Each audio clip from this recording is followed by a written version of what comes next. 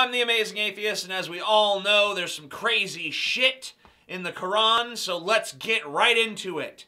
As for the thief, both male and female, cut off their hands. It is the reward of their own deeds, an exemplary punishment from Allah. Allah is mighty, wise. Well, first of all, if it's a punishment from Allah, then why doesn't Allah do it himself? Why does he need his followers here on earth to do it in his name? I guess the thought is that they steal stuff with their hands, so cut off their hand.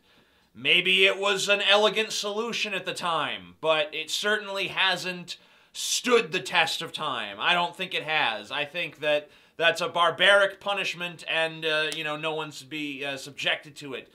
I know a lot of you are probably thinking that that's too PC, and I've gone way too crazy in my liberal left-wing nut jobbery, but I just don't feel like people should have their hands cut off for stealing something. I just don't. I take a stand against that, and I'm proud that I do. Fight those who do not believe in Allah, nor in the latter day, nor do they prohibit what Allah and his messenger have prohibited, nor follow the religion of truth, out of those who have been given the book until they pay the tax in acknowledgement of superiority, and they are in a state of subjection. So this verse is basically saying that it's okay to have another religion other than Islam as long as your religion pays Islam money, and you have to acknowledge the superiority of Islam.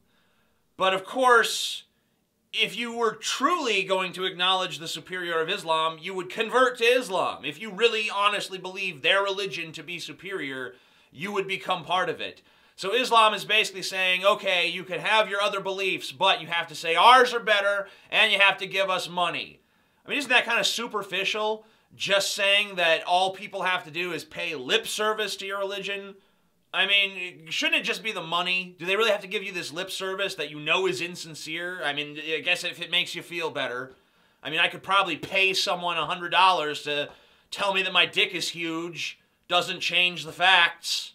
And all married women are forbidden unto you, save those captives whom your right hand possesses. Something that meshes very well with our modern sensibilities, because that's part of our lives, is killing our enemies and stealing their sex slaves away from them. You know, maybe some of us wish that was part of day-to-day life, but, honestly, doesn't really come up too much anymore. Maybe it still does in this region, but I think this book might have something to do with that. That when our revelations are recited to him, he saith, mere fables of the men of old, we shall brand him on the nose. Wow, nose branding. That's probably going to be the next thing, with the body alteration movement. They got the gauges in their ears and, the septum piercings. And, then there's weird, I don't know what these things are called, where they cut a hole in their face so you can see their teeth and shit. But that's going to be the next thing, nose branding. All you have to do is say that Islam is just a bunch of old fables and shit, and apparently Muslims are supposed to brand your nose. So if you want a free nose branding, just walk up to a Muslim and be like, yo, Islam's a fairy tale, bitch. Here's a brand. The entire third surah of the Quran, that's their word for chapter, is basically just one giant long rant about how disbelievers are going to suffer a terrible doom. Here's a few excerpts from just that chapter. Lo, those who disbelieve the revelations of Allah, theirs will be a heavy doom. On that day, neither the riches nor the progeny of those who disbelieve will aught avail them with Allah. They will be fuel for the fire. Like Pharaoh's folk and those who were before them, they disbelieved our revelations, and so Allah seized them for their sins, and Allah is severe in punishment. Say, O Muhammad, unto those who disbelieve, you shall be overcome and gathered unto hell, an evil resting place. Whoso disbelieveth the revelations of Allah will find that, lo, Allah is swift at reckoning. And whoso seeketh as religion other than the surrender to Allah, it will not be accepted from him, and he will be a loser in the hereafter. You're a loser, disbeliever. You're a fucking loser.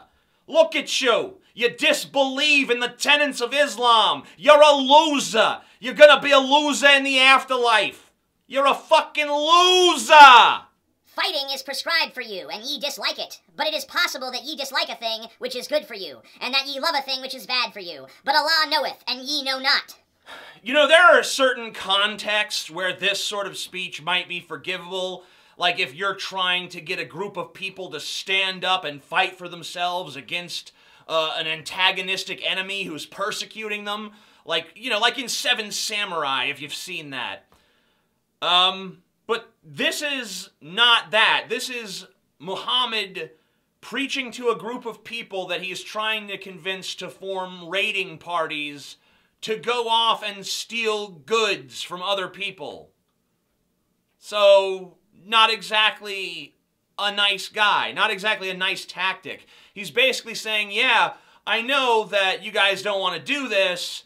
I know that on the surface this seems reprehensible and horrible, but I heard from Allah that this is fucking totally legit.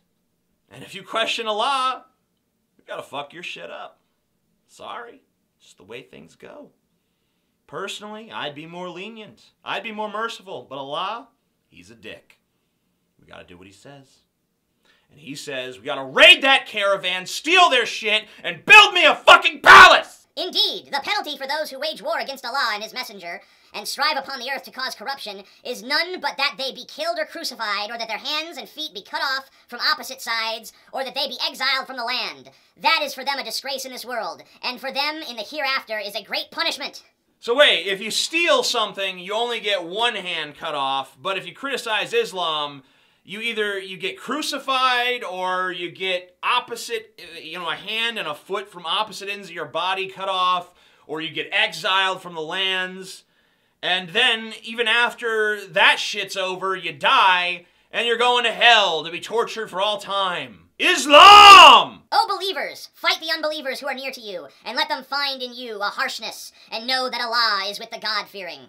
So here the Quran is prescribing harshness as the remedy for someone who disagrees with your religious beliefs. Someone doesn't believe in the same imaginary sky patriarch that you do?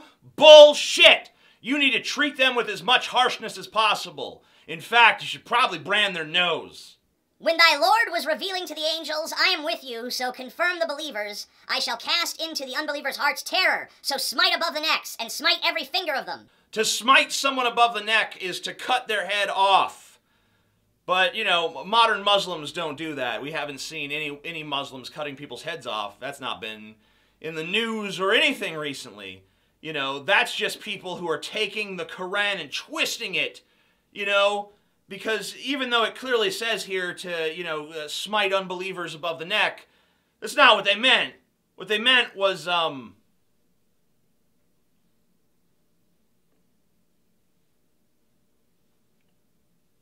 O believers, take not Jews and Christians as friends. They are friends of each other. Whoso of you makes them his friend is one of them. Allah guides not the people of the evildoers.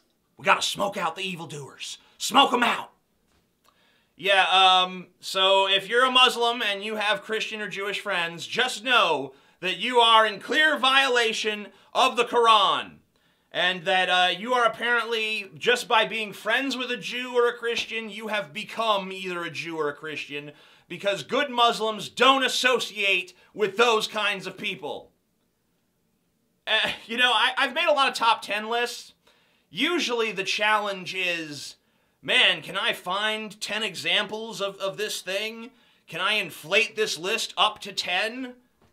But with this, the challenge was like, how can I possibly restrict it to 10? I mean, I wasn't even able to. I had to take several verses from the same surah, and there was still a ton of stuff that I had to leave out. So this probably is not the only top 10 list of fucked up quotes from the Quran. You're probably going to see more, especially if this gets popular. So if you like it and you want to see more of it, give it a thumbs up and share it around. I'm the Amazing Atheist. Peace the fuck out.